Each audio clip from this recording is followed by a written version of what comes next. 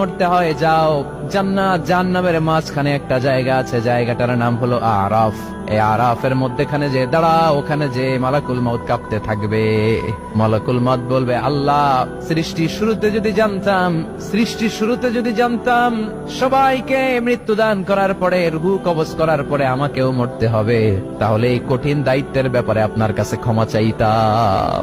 আজকে আমারও যে ভাগ্য বরণ করে নিতে হবে সৃষ্টির শুরুতে, আমি এটা কল্পনাই করতে পারি নাই। আল্লাহ বলবেন, নো টক, মুত ইয়া মালাকুল মউত, মরে যা, মরে যাও।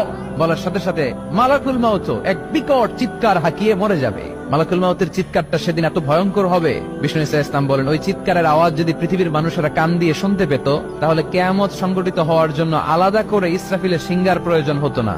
ওই চিৎকারের আওয়াজে প্রতিটা মানুষ কানের পর্দা ফেটে ওই জায়গায় লাশ হয়ে পড়ে যেত। এবার ডানে বায়ে সামনে পেছনে উপরে নিচে কেউ নাই, একজন ছাড়া। জোরে বলতে হবে, তিনি কে?